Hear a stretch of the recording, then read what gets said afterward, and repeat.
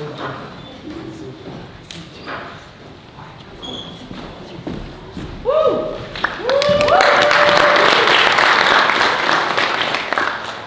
Well, hello everybody. Thank you so much for coming to Me Too Monologues 2025, this year's show in our own words. We're so happy that you're here today. We're your theatrical directors. My name is Joey Stanley. I'm Abigail Pickens. We both acted in Me Too Monologues last year. Woo! So it's so exciting to be back in a different role about something we're super passionate about. So just to let you know what Me Too Monologues is, in case you don't know, is that every year it's an annual showcase, and every year we have people from the Jew community anonymously submit their stories to us, and then we cast a group of actors to perform the monologues for you and share their stories. So the actors that you see on stage today did not write the monologues that they are performing. And Me Too Monologues does share a name with the Me Too movement, but Me Too Monologues was actually started long before the Me Too movement came to be. So some of the themes that you hear in the monologues may align with the themes of the Me Too movement, but our mission with Me Too Monologues is to amplify voices in the Jew community and stories that may otherwise go unheard. Yeah, so a couple logistical announcements before we get started. Number one, if you guys could silence your phones if you haven't already, that would be a huge help. Number two, also, you guys can record if you want, but you really don't have to because we are going to be recording tonight. So if you guys do want to see a video of the performance later on, you can go to our Instagram, which is Me Too Monologues, and then the website is linked there, and that's where you can find a recording of the show. Also, there's not an intermission for our show, but it is only about an hour runtime. So if you do have to use the bathroom, you can just go out those doors, and there is a unisex bathroom downstairs. So.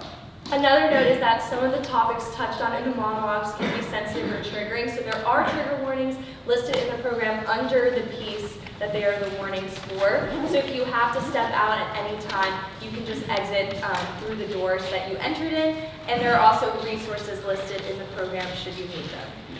We would love to thank our executive producer, Joey Fleming, for all of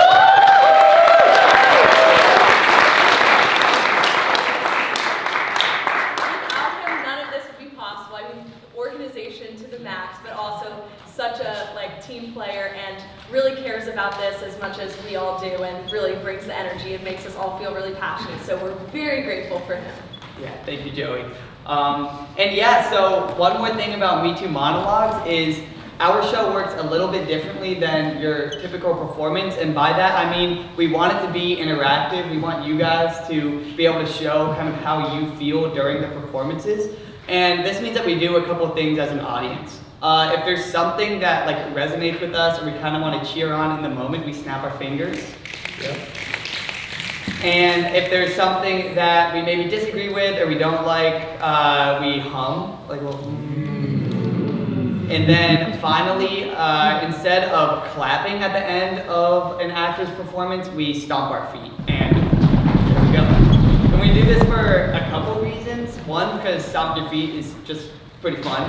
But also, due to the nature of some of the monologues, it can feel a little bit odd to kind of stand up and clap and cheer after it's over. So stomping your feet is a really good way to just show your support for the actor as well as for the piece that was written.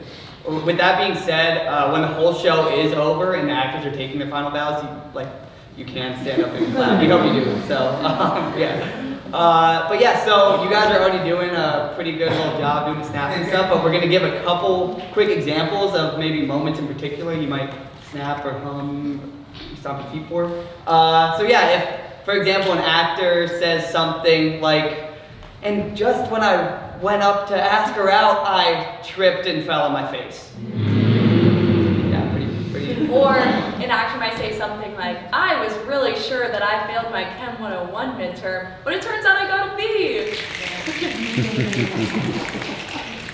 Yeah, and finally, a huge shout out to all of the people that anonymously submitted monologues for our show tonight. Without you, it wouldn't be possible. Thank you so much for trusting us with our ability to present your piece, and thank you for your vulnerability in submitting the piece to us. So without further ado, thanks for coming, and let's start Me Too Monologues 2025.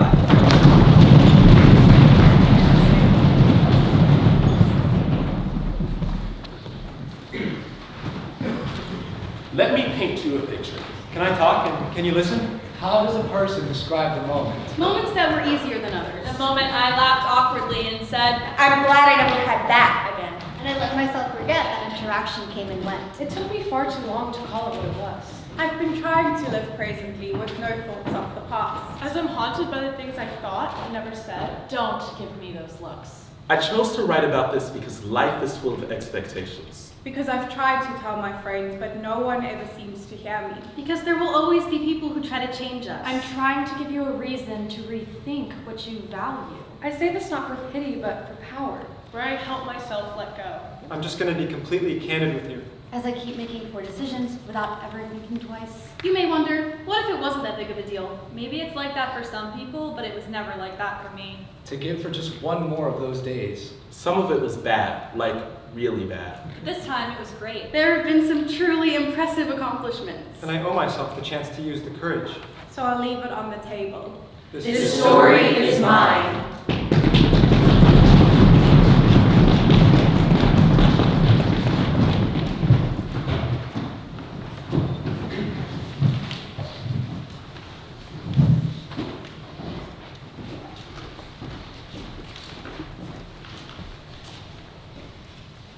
There's this misconception that when you come out, it's a done deal. That you're either out or you're not. You walk out of the closet and you never have to go back in. Maybe it's like that for some people, but it was never like that for me. I was talking to a new friend recently when I realized that even though you might think you're out of the closet, other people might not recognize you for who you are. My friend, a gay man, and I were talking about a girl we both know when he referred to her as the straightest person ever. And then he turned to me and went, well, except for maybe you. If I could time travel, I would have a whole response ready, but in the moment, I just laughed awkwardly and said, yeah, but I'm not actually straight. And he was like, oh, whoops, sorry. And then we both went to class, and that was the end of that. Except it wasn't. I went down this whole rabbit hole because of it. Right when I thought I was done with the endless questioning and insecurity that was my queer awakening, right when I thought I had it all figured out, there I was, overthinking it again. Which made me realize that no matter how good you feel about your identity, there will always be people who try to invalidate that. When I came out to my mom for the first time, yeah, there was more than one time, she didn't believe me. I told her I might like girls, and she was like, no you don't! You're just straight, and because a lot of your friends are gay, you think you might be gay too. But I know you like guys! I wish I had said, yeah, I like guys, but I like girls too. Bi people exist, and I'm one of them. But I was a mess. Crying so hard that I couldn't get a word out, so I just sat there and nodded. Like what she was saying was helping instead of hurting me. In retrospect, I wish I had waited instead of telling her that night. I was so emotional that day from a bunch of stuff. The queer imposter syndrome, but also the usual end of senior year thing. So when my mom asked me what was wrong, it just kind of all came tumbling out. And then when she told me she didn't believe me, there wasn't enough energy left for me to have that whole conversation. And if I'm being totally honest, part of me thought that maybe she was right. Maybe I was wrong about myself. And that's why I took so long to start telling my friends I was bi too. I didn't want to be wrong. I was afraid that if I did tell anyone, I would have to take it back later if I turned out to be wrong. But a year later, everything was great. I'd had a lot more time to go back through all the times I'd been attracted to girls and think, yeah, crush! And also, I had a lot of opportunities to get new crushes on girls because, let's be real, there are so many attractive girls at this school! At the end of my freshman year, I tried again with my mom, and this time I went through a whole speech that I had rehearsed for weeks. I told her how I knew why it wasn't okay for her to tell me she didn't believe me, that it was unfair for her to tell me who I was just because what was clear to me was unexpected to her. I was prepared for her to argue with me, but this time, mercifully, it went great. Except she did tell me I wasn't allowed to tell anybody else in the family. I mean, don't get me wrong, I'm not particularly motivated to tell my homophobic grandparents I'm gay, unless I end up with a long-term girlfriend, but I think that should be my call, not my mom's. Outside my family too, I'm out to some people, but not out to others. Because I wear girly clothes, I don't have multiple piercings or dyed hair or whatever other stereotypes of queer women there are, and I don't know, I like Taylor Swift. It never occurs to anybody that I might be bi unless I tell them. Whenever I want a friend to know, I play this game of trying to casually slip into the conversation. Because I don't want to have a whole movie moment, which is hard. I mean, I can only use the same line about being in love with my TA so many times. With one of my friends, I didn't tell her that I was bi until I'd known her for like a year. And so when I did tell her, she was so surprised that it became this whole thing, as if I'd intentionally kept it a secret. When in reality, it just had never come up. I'm not in the closet. I'm just being myself and living my life, but sometimes people make assumptions about me, and I'm too tired to preemptively correct them. Who I'm attracted to is an important part of me in that it influences how I experience life, but I don't think it's something I should have to advertise to people when I first meet them. I mean, straight people don't have to announce that they're straight when they make friends, so why should queer people need to do that? But if I get it out of the way that I'm bi relatively early in a friendship, things will be easier later, so I do normally try to get it out of the way. But sometimes even that doesn't work because I tell one friend I'm bi and a couple months later he forgets and calls me the straightest person ever out of nowhere, which makes me mad. I didn't have a whole messy queer awakening to be told that I'm straight. I didn't go on what I thought was a date with a girl last year, only to realize that she didn't see it as a date, which became a whole thing. To be told that I'm straight. I don't deal with internalized biphobia to be told that I'm straight. I mean, these are not things straight people experience. You're telling me I have to deal with them and also get gatekept out of queer communities? Bye!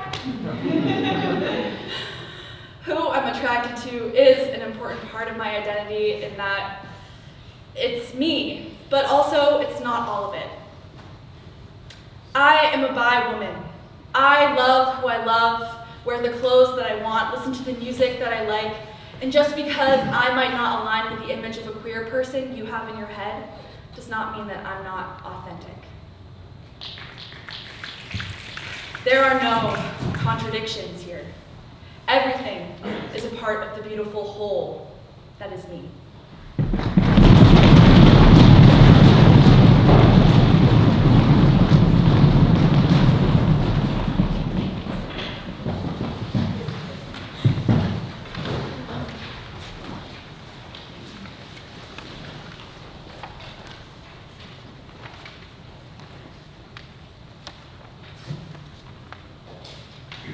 Hey, can we talk? Or more like, can I talk and can you listen? I need to say something, and I need you to let me finish. I'm just gonna be completely candid with you. So I'm sorry I've been so distant lately. I know it seems like we've been drifting apart. It's just hard.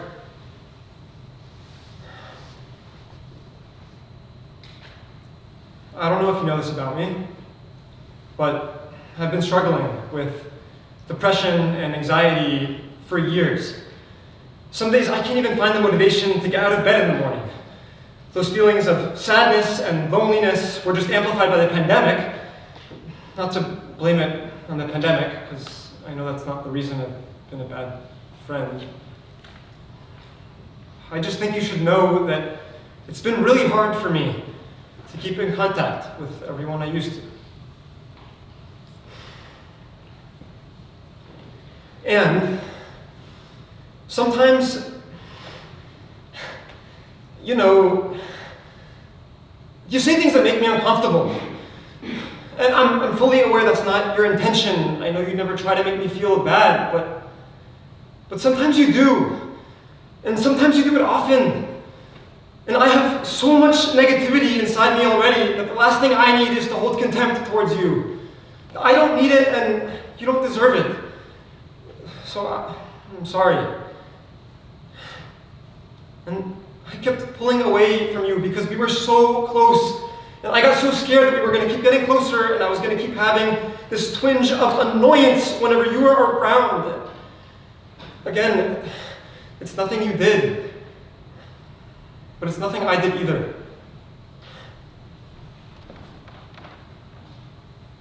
Sometimes people just aren't meant to be friends.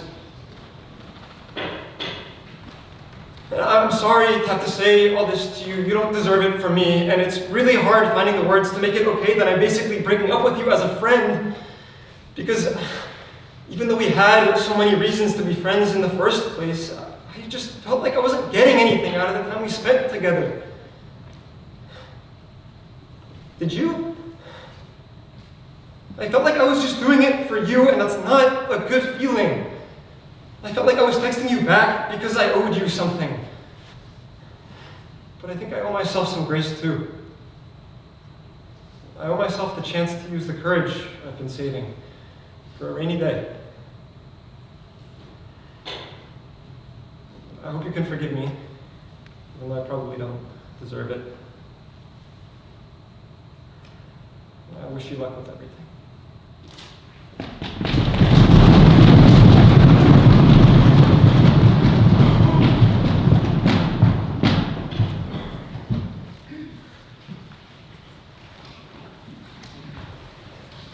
I didn't know someone could black out after a night out and still make it to their 8:30 Chem 101 lecture the next morning. If that isn't love at first sight for a freshman, I don't know what is. In high school, my guy friends were degenerates. Not a care in the world for school, and I just have to say, not the smartest. Me, on the other hand, always sober driver, always studying for the next exam, eyes on the prize. I didn't realize someone could do both until him. I met him first night out at freshman year O week. He was the first boy to ask me for my number ever. But I doubted he would even remember meeting me. His eyes were half closed, body swaying side to side, slurring his words. I laughed at his boldness, even silliness in this state. It was funny. Yeah, funny, but not exactly in the state to remember me. But the next day, as I waited for the C1 at around 7:45 a.m. for my Chem 101 class, I was a stickler for being on time those days. My jaw fell to the floor as I saw him walk up to me, waving from afar, bright and chipper. I was shocked that he could A, make it to class given the state that he was in last night, and B, could even remember who I was given the state I'd met him in. But his charm, his confidence, his ambition, he told me that he was pre-med and wanted to be a doctor just like me. And yet, he didn't let a lecture stop him from a fun night, and didn't let a fun night stop him from a lecture. I thought I could only pick one. I'd never met anyone who could do both, and to me that was intoxicating. A week later, we kissed for the first time. We would go to the libraries after class on Wednesdays and Fridays, and sometimes if I got lucky, he'd sneak a peck. I'd never had a boyfriend, and that certainly wasn't him at this point. Besides, we'd only known each other for a week. But this just felt so good. So, the thing is, that thing that I said fascinated me is simply put being able to black out and attend class didn't always bode well for me. Drunk nights would start with him spam calling me, yelling at me in front of my friends. I'd vowed to them that that was it, that I wouldn't put up with him anymore, and I'm sorry you guys even had to see that. But then the night would end with him showing up, knocking at my door to wake me up, inebriated, complimenting me, telling me things guys never had. I would shrug it off as part of his charm. I would always tell my friends the next day, it wasn't that bad, plus listen to what he said to me. I doubt he could remember what he said to me himself. A week later, he ghosted me for someone else. And I swore I wouldn't get back with him again. A month later, I lost my virginity to him, sober, because I told him I wouldn't have it any other way. 2 months later, we were play fighting, and in his drunken state, he slapped my vagina. It's almost funny to say out loud the wording of it, but it really fucking hurt. He gave me peanut butter M&Ms the next day. I comforted him as he cried in my lap. A month later, no, I don't want this anymore. He couldn't hear me or see me as he climbed into my bed, slowly, sloppily. He started kissing me. I kept moving my head so he would miss my lips. Stop, just get down and let's talk. His weight was on top of me and I couldn't move. It didn't take long for me to give in. After all, he was just giving me what I'd asked for earlier in the night. After all, I never had sex before him, never loved someone before him, never trusted a guy like this before him, so this is probably what it should be like. Right. This is what it should be like. He asked me to be his girlfriend that night. I excitedly said yes. He didn't even remember we were dating until he reread his texts from the night before.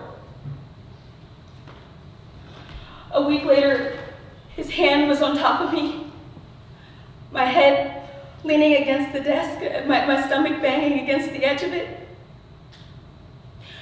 I was in so much pain. I think tears were streaming down my face, but I don't really remember. No movements besides the ones he made my body do, no noises besides the ones he made, and nothing was from me. All I could hear was banging, banging, banging, and when is this gonna end? When is this gonna end? When is this gonna end? Banging, banging in my head so loud. Was that not enough for you to know I didn't want this? Did it even matter that it was me there? Were the bruises left on my stomach not sign enough? I don't know the answers. I feel like I still don't know if that was even wrong. My friend told me that that's not what sex should be.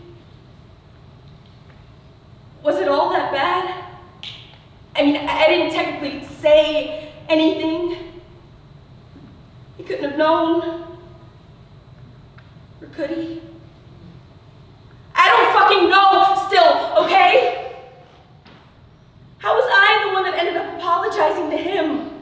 How was I the one that always ended up comforting him? I still don't get it. But was I just being dramatic? I guess someone blacking out all the time isn't that fucking fascinating, is it? How could you let yourself experience this? Now I have to have a wall between me and everyone in the world because I can't let that happen again. I just can't.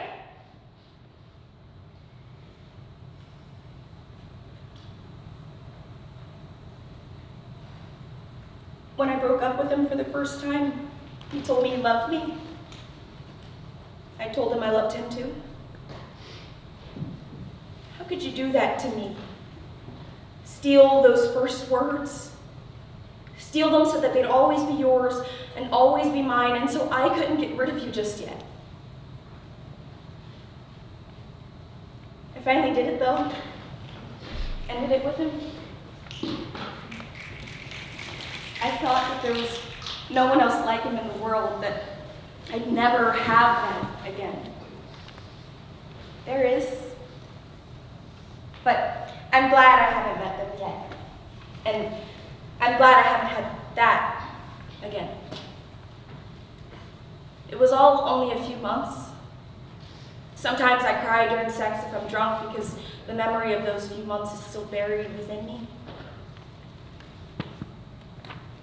Was it all that bad? I mean, I've never been in love. That was not love.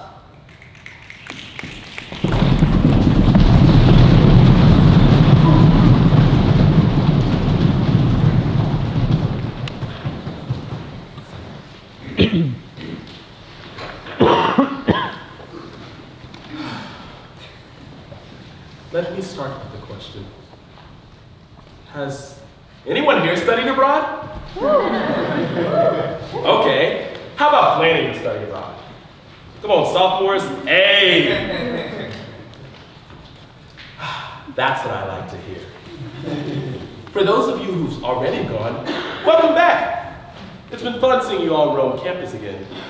Hopefully you've adjusted to your new lives now that it doesn't involve hopping on a plane to another stunning destination. Oh no, I promise, I'm not jealous. And for those of you who haven't gone yet, get ready. You're gearing up for what they call the greatest, most bestest semester of your life. Friends, bucket list destinations, adventures straight out of the travel blog. Honestly, if I were you, I'd start drafting those Madrid essays now, because rumor has it Duke really loves rejecting them. Oh, me? You're asking if I studied abroad?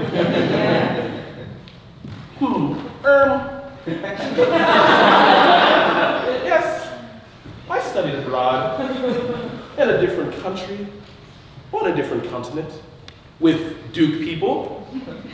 Yep. And, how was it? Well, it was bad. No, like really bad. Look, don't get the wrong impression. I'm literally the 1% of people who end up hating to study abroad. That being said, let me paint you a picture. The year is 2023. I, a freshly born junior, boarded the plane. Madrid, España. Yeah, I got into the prestigious part to get into Duke in Madrid. I was so excited. Funnily enough, I actually spent the previous Christmas in Madrid and received my acceptance email while I was there. So clearly, it was meant to be. Madrid in August is still hot, but the worst of the heat had passed. So when I arrived, it was like a sunny, vibrant metropolis with its arms wide open to welcome me back.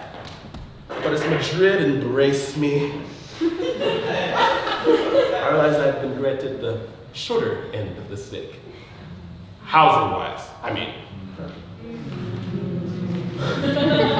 I joke all the time about how horrible the Duke of Madrid housing was. The white walls with the red, is how I described it. I'm serious, like seriously, that's the vibe. I swear I'm not exaggerating when I say the whole place felt like a hospital. The only color in the entire room was the red felt board where we could put up posters. It drove me crazy! Other than that, there was the teensy tiny table, the 2 tiny stools, a sad hot plate instead of a stove, and a mini fridge. But for 2 grown men! Look, I'm not even that big of an eater, but I knew that wasn't gonna work. And it didn't. But hey, if you're worried about your freshman 15, Boy, do I got a solution for you. By the end of Duke in Madrid, I lost 15 pounds. Okay, so how's it so? What else? Well, an often forgotten part of studying abroad is that you're actually supposed to study and meet foreign students. I expected the university to be, a short metro ride away. But it turns out it was a full hour commute, completely outside the city. So that meant for my singular 1 hour class 3 times a week, I had to spend 6 hours commuting to it. And trust, the whole meeting foreign students thing doesn't really happen. They're all in their own world, clearly not wanting outsiders to butt in. So although riding that metro 3 times a week and talking to nobody shouldn't cause any ailments, I swear, it took years off my lifespan. After that, the hits just kept coming. Even traveling, which was supposed to be the highlight of study abroad, was its own ordeal. Take Oktoberfest. Fun, right? No.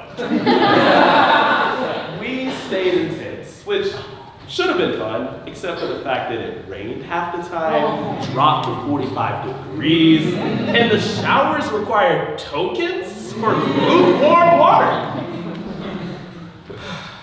Me and my group spent time taking naps in McDonald's and churches just to get out of the cold. Then there was Amsterdam. What was meant to be a peaceful day trip turned into a panic attack at a coffee shop and 3 hours at a train station begging to get back to Belgium. Safe to say, I was completely exhausted by the end of the 3 months. But then, finally, something unexpected happened. I had 2 blissful weeks of peace and happiness. The fall weather kicked in, and Madrid felt new again. I could finally breathe. But then, I got sick. Like, a kind of sick I can't even explain. Look, I already had bad general health, but it was something new. I got canker sores. My knee hurt, my toes broke, my finger, and I started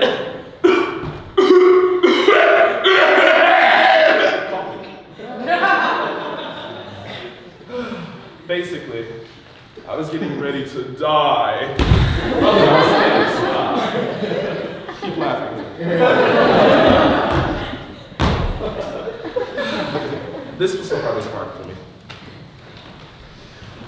After that, finals ended, December 23rd came around, and it was time to go. The plane back was a quiet one. My family was shocked to see how I came back. Skinnier than ever, and quiet, which was unusual for me. I spent the rest of the break trying to bounce back. And sometimes I wonder if I even have yet. But look, I spent all this time hating on Madrid. It wasn't all bad. I'm still friends with some amazing Duke students I met in the program. And the Duke in Madrid Center, genuinely impressed me. I still hold a special place in my heart for the people that work there because they truly cared about us. I chose to write about this because life is full of expectations. Expectations we place on ourselves, expectations placed on us by others, and expectations we don't even realize we have. And with expectations comes letdowns, but also surprises. And studying abroad was filled with both. Looking back, I'd never have chosen not to study abroad. But I must admit, I would have liked a few fuller meals, a way closer campus, and something bigger than a mini fridge. But hey, I can't put all the blame on Spain. It's like that Lana Del Rey song. Wherever you go, you take yourself, that ain't a lie.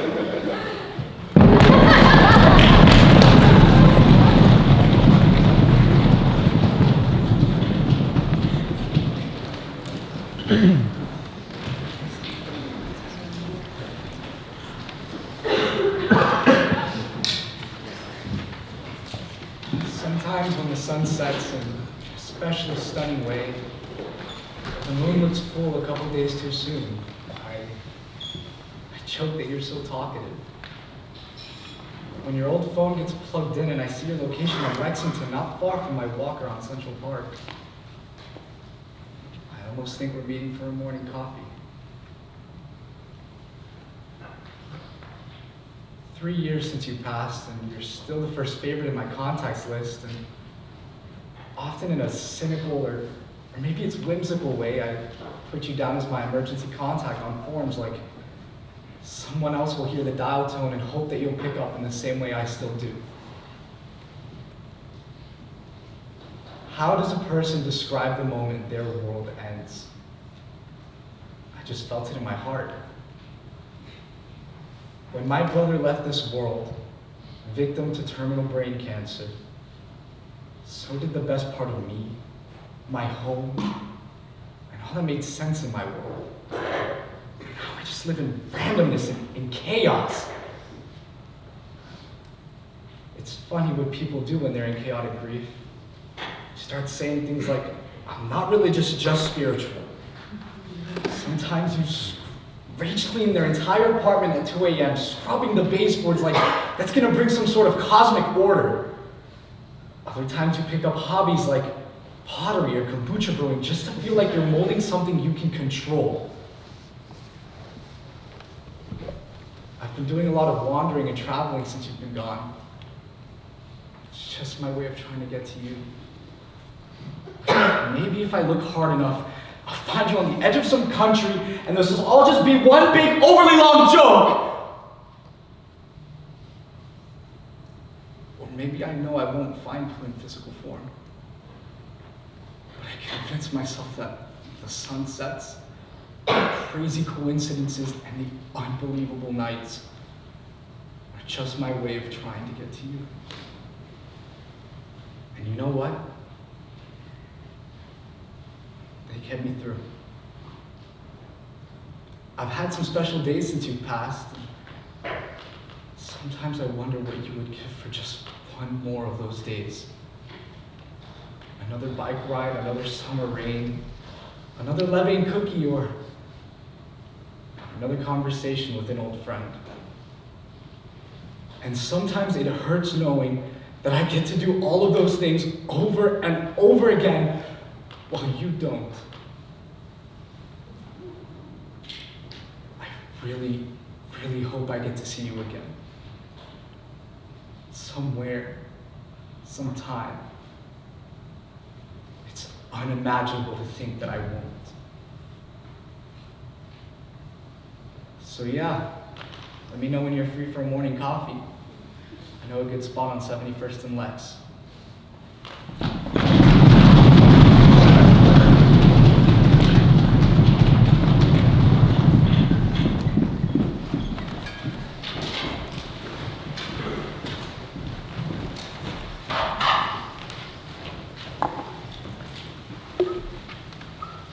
Do I analyze their faces? Because I'm afraid of mine. On the buses, In the gardens. On the grocery line. I'm so tired of comparing, tired of this endless need to make sure that I'm still pretty. But all I ever do is eat. I eat my feelings, Eat my problems. Eat my friends. and eat my time, I eat my sadness. Eat my poems. eat my rhythm. And my rhymes. I'm so tired of this eating because I am yet to be full, and I find the need to finish every drop of every bowl. Some word satiation, but it's certainly not yet. So I'll stare at others' faces till I sense mine disappear.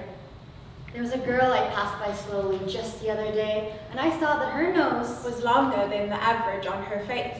I thought, At least that isn't mine. at least I'm prettier than her. but those thoughts aren't productive. They only make women feel worse. For the loneliness is crushing, and I've been taking it out on the women I pass by and the people I surround. I'm just so sick of being sullen. Ready to erase the sad. but I can't make myself stop eating. So I fear I'll become fat. And my mother told me fat is the worst thing to become. So I tried to sit and starve myself, rather than succumb. But the eating, ever ceaseless, it came right back to haunt. So I gave it to temptation. Eating whatever I want. My body's too damn broken though, to hold on to my hopes, which leads me to the bathroom, Where I help myself let go. I've tried to tell my friends. but no one ever seems to hear me when I beg and plead for someone. Anyone to listen clearly. My grief's become unstable. Soon the tower will collapse, and I'll keep lying to myself. And those who somehow dare to ask. I don't let myself write my trauma down, afraid it'll be seen by someone ugly enough to spread rumors about it. I think last year I gave up what little power I have to a man. Who doesn't even realize what he did to me was bad. I tell myself it's fine, and that I gave him my consent. And I let myself forget that interaction came and went. Now my body is too tired, my energy is spent. These memories returning to a mind That's warped and vague. I've been trying to live presently with no thoughts of the past. Then I see him. Every day, and it all comes rushing back. Tell my friends I'm okay. It wasn't a big deal. I let myself repress the damage that I feel. But now it's starting to pour Out of all my pores. and through my mouth. And you can't return to saying your worries and your doubts. If I could, I'd take it I back. don't think I'd do it all again, but I'm so fucking touch deprived. Might end up saying yes. It's a terrible emotion. This feeling of contempt. Sparing the man to whom I gifted my virginity? And sex. It's at myself. I feel so angry, feel saddened by my choice because I should have spoken up. Should have used my fucking voice. My obedience is currency. My submission is my vice. As I keep making poor decisions without ever thinking twice. Now I'm cut off from my family, coping with the loss, waiting for a phone call. That comes with such a cost. And I feel so damn detached. Like I don't deserve to grieve over someone with whom I rarely spoke. Someone who I need. And I'm overwhelmed with memories. Of when things with him were good. They could be false pretenses formed in blissful childhood. I'm struck with sudden anger over why I feel this guilt. He's my family too. I'm part of this life he built. But I must be the one to comfort. Never the one to feel. Because for me, this is a loss for which there's certain I will heal. It's the waiting that's been hurting. It's the feeling of this dread. As I'm haunted by the things I thought. But never said. Am I angry? Am I sad? Am I guilty? Am I wrong? Is it bad that I feel none? Which feels like nothing at all. Should I apologize for wrongness? Should I take back all my love? Should I leave it on the table? Hoping it will be enough. There's no such thing as clarity. Only confusion. Only pain. So not knowing that's so awful has been filling me with Shame. And the shame, it feels so ugly. So unruly. so bemused. So angry that I gave up my own body to be used? So angry at temptation? For its never-ending ploy to get me to consume. The sickly sweet poison of joy. And just when I'm finally happy, the earth decides to shift? Causing me to lose my balance as the ground begins to tip. And I'm sliding down the checkered floor, grasping for a hold. As I'm egged on by the people who claim they love me to let Let it go.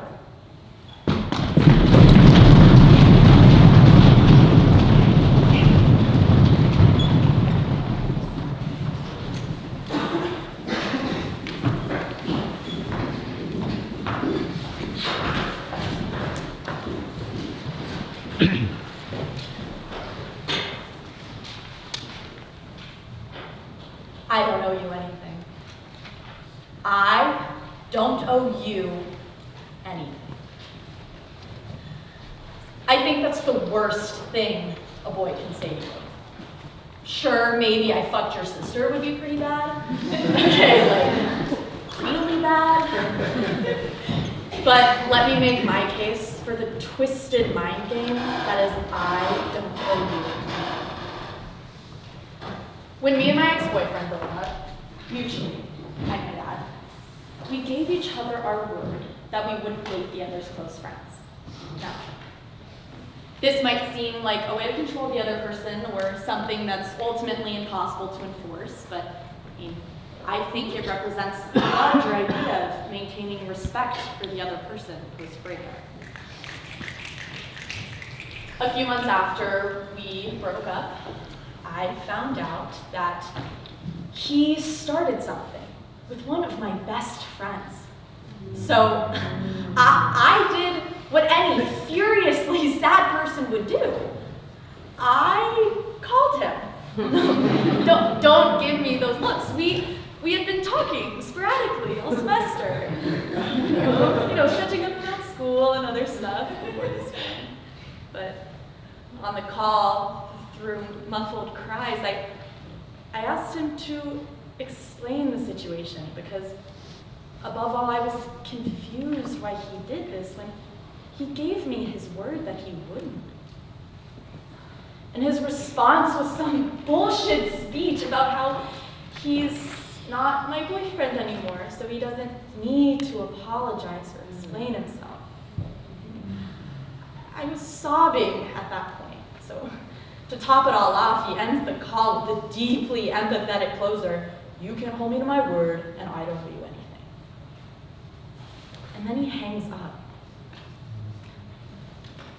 That conversation was truly a crash course in human decency. I mean, in case you didn't know, you don't have to be somebody's boyfriend to be a decent human.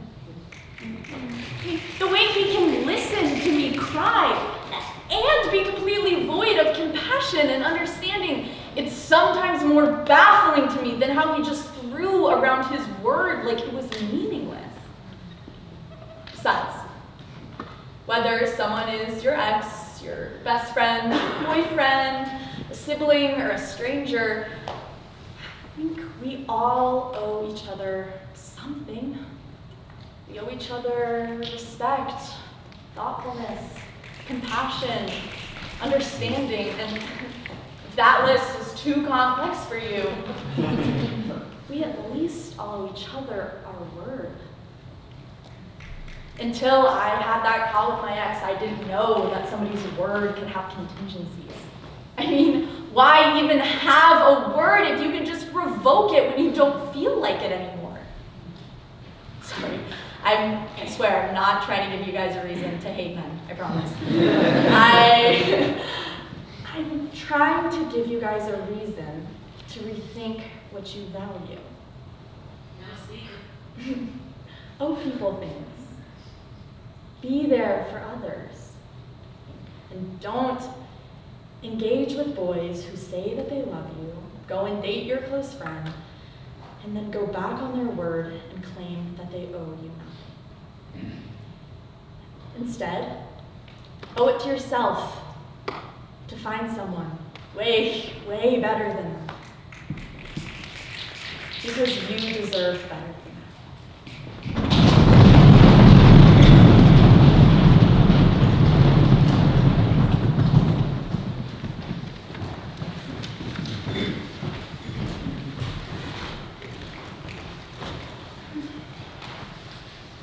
His name is Gabriel. His last name doesn't matter. Nobody here will know him anyways. This is the first time I've said his name out loud to this many people. Gabriel. I grew up believing in love. Romantic comedies weren't just a guilty pleasure, they were my guidebook. I thought love would be fireworks, grand gestures, the kind of magic you couldn't miss when it finally happened. Like Tracy in Hairspray, singing, "I can hear the bells." Theater kids, you get it?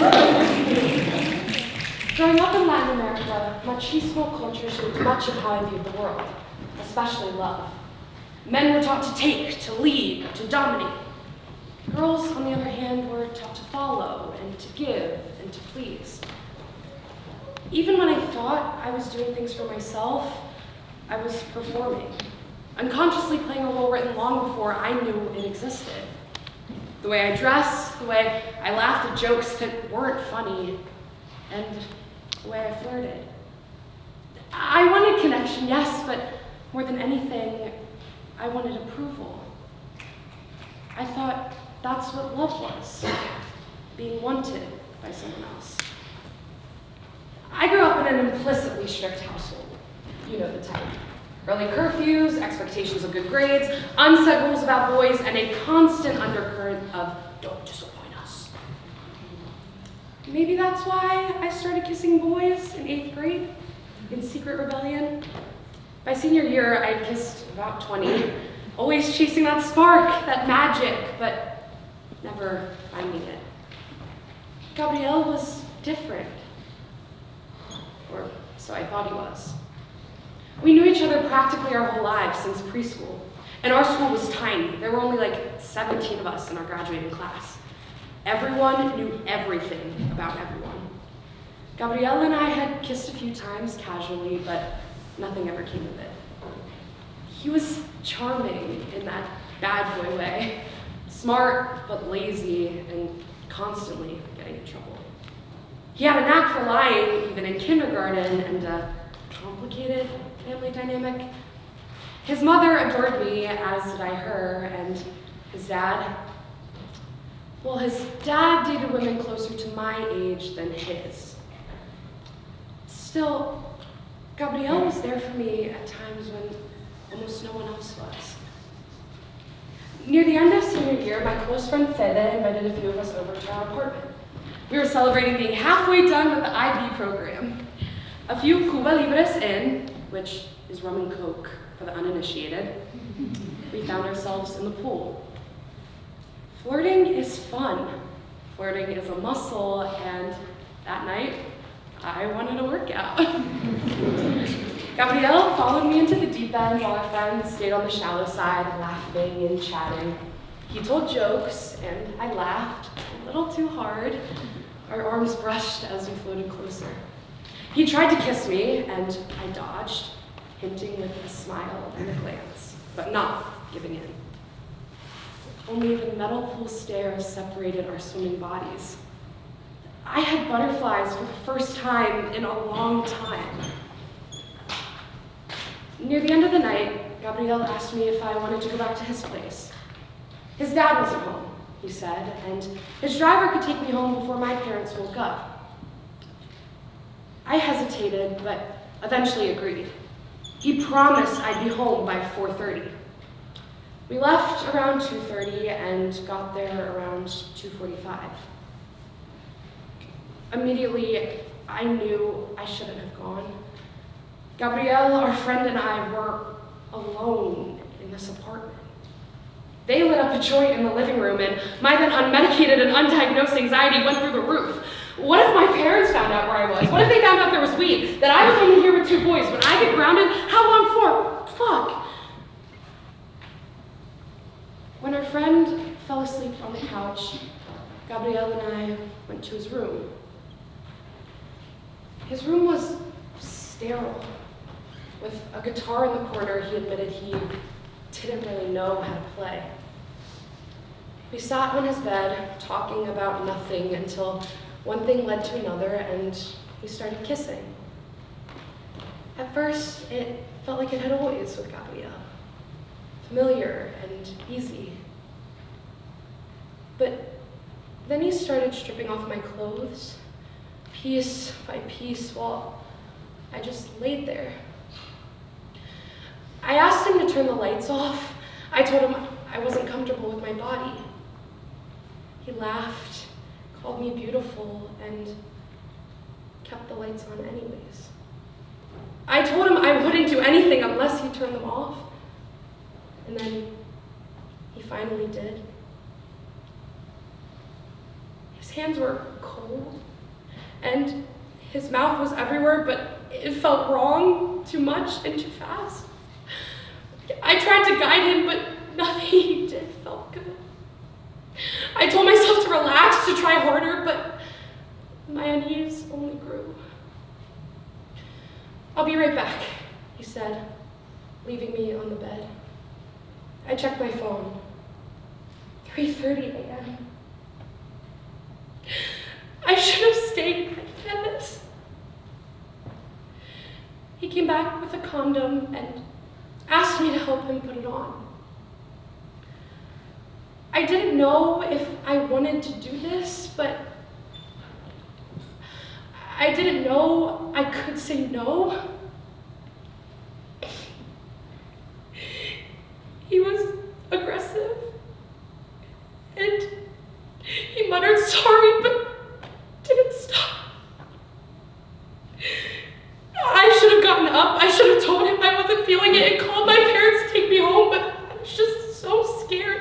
any trouble, so I just laid there, uncomfortably, on the bed. I don't know how long it lasted.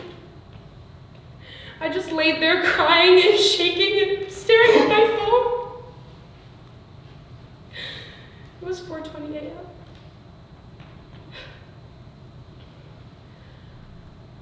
I ended up getting home around 7 a.m. His driver with his entire family in the car dropped me off. Gabrielle didn't even walk me to the door. I felt like a prostitute. Not that there's anything wrong with sex work, but a freshly 17-year-old girl shouldn't feel like she was just on the job. It was hard to let anyone touch me after that. Every accidental brush of the hand, every hug that lingered too long felt like a threat. It was even harder to go to school with him, knowing what he had done to me, to watch him laugh with his friends like nothing ever happened. He didn't speak a word to me for months. Maybe he thought ignoring it would make it go away.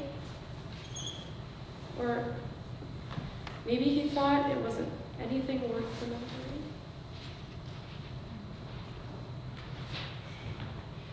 It took me a long time to call it what it was.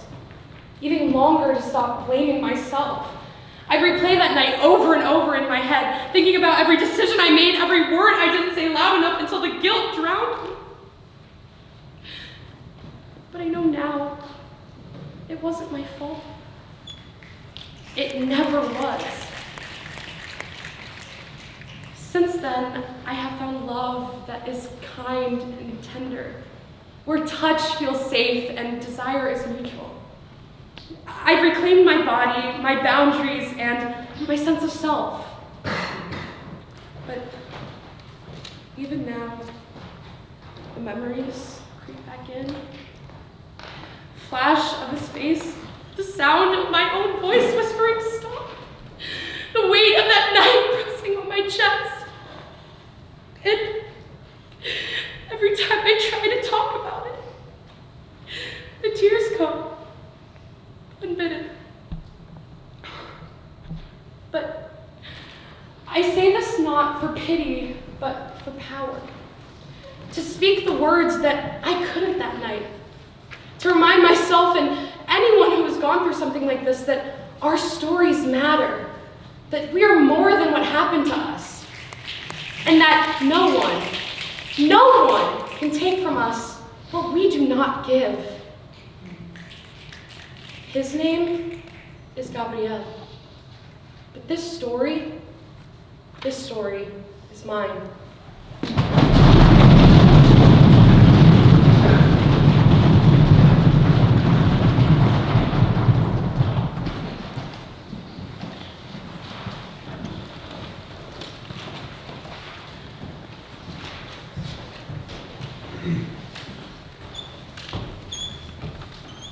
When I look back on my 20 years on this earth, there have been some truly impressive accomplishments. But my greatest achievement to date is the time when I, a Jewish girl, went to a youth group Christmas party and lived to tell the tale. When I was in 8th grade, I had this friend. Let's call her Katie. She had just moved to the US from Australia, and at first it seemed like we get along perfectly. She was nice, we were in the same geometry class, we were obsessed with the same fantasy book series, you know, usual middle school qualifications. Things were going great. Until it became clear that she was trying to convert me to Christianity. It would go like this. We would be eating lunch, and she'd be like, "Want to come to my youth group meeting on Friday?" And I'd be like, "No thanks." She would lapse into silence.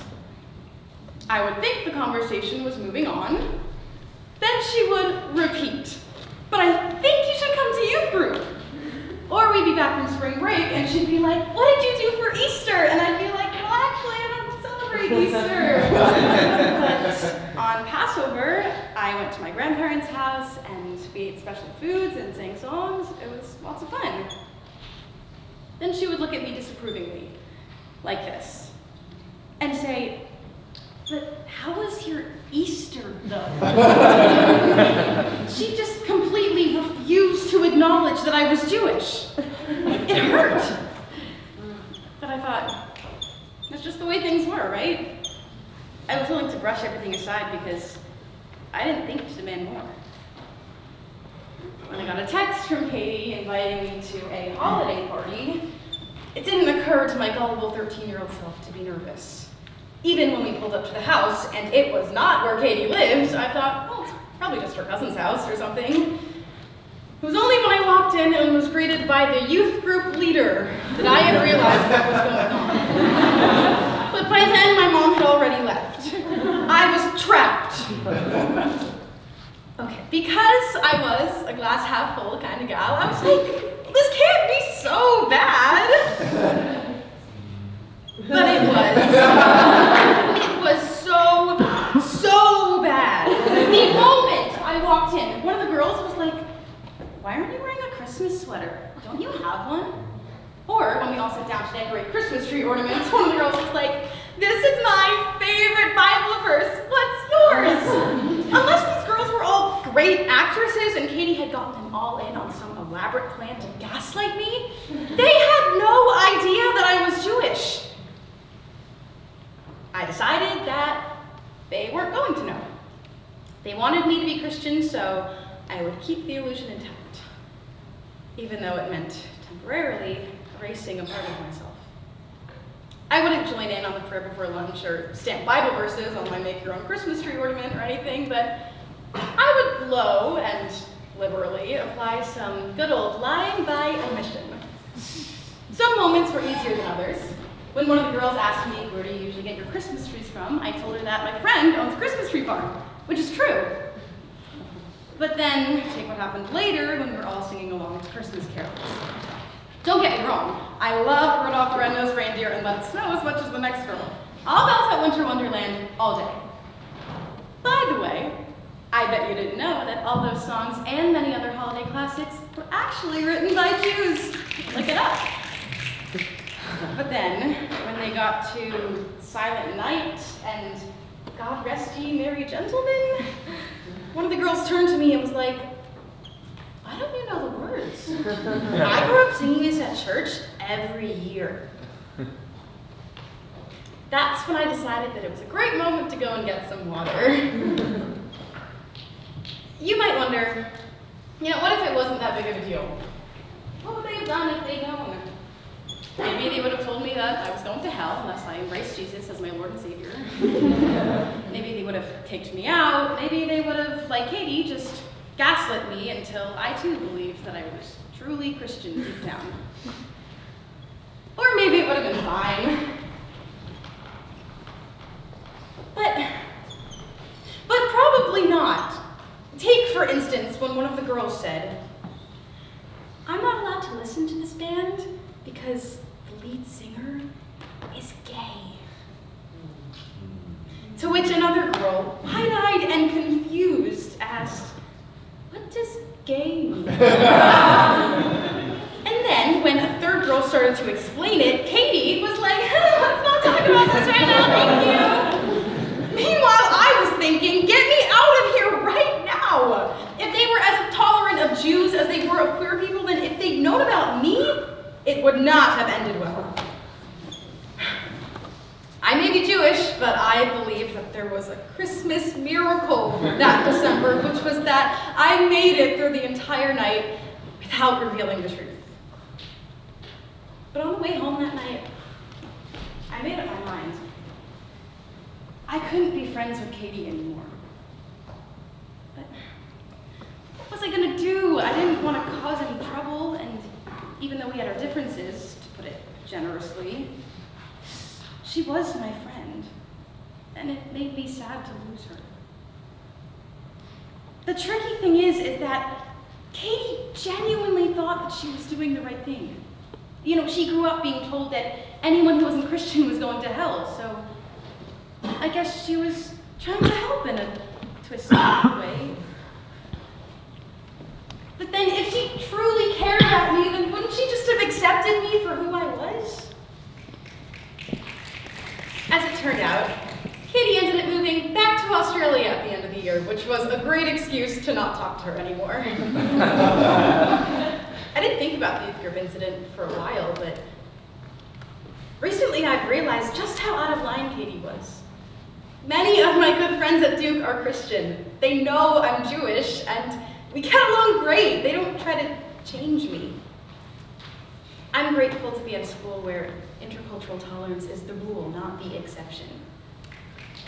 But even though I'm lucky enough to not have encountered many people like Katie since the incident in middle school, I know that they're out there.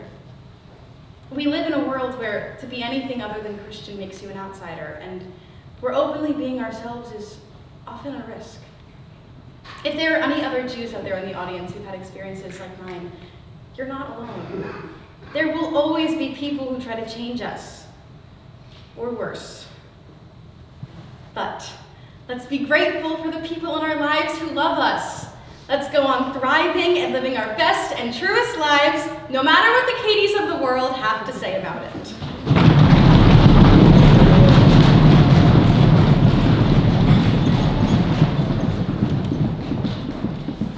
I've been doing a lot of wondering.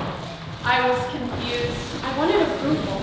I was completely exhausted. I felt like I was just doing it for you. Was I just being dramatic? Is it something I need to advertise? Am I wrong? What was I gonna do? I don't know the answers. For it's a never-ending ploy. There's no such thing as clarity. But now I understand. Lead with empathy. Be grateful for each other. Try to live praise and deeds. Speak the words I couldn't. Use the courage you've been saving for a rainy day. It's been fun seeing you all. And I really hope I get to see you again. If I learned anything, It's that our stories matter.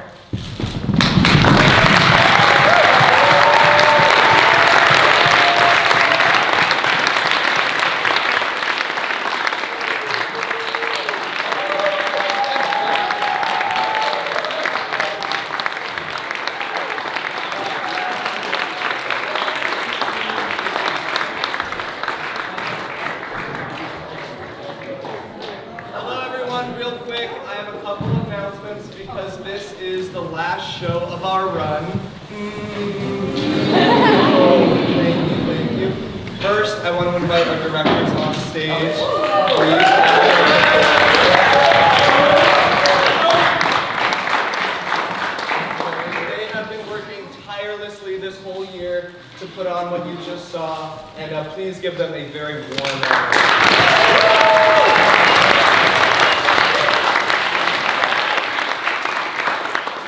I would also love to thank the rest of our production team, producers Lindsay Frankfurt, Tess Beerley, and Erica Gatewood, as well as our publicity directors, Vivi Buchman and Jess Lewin, who's here somewhere. Jess is over there. Thank you so much.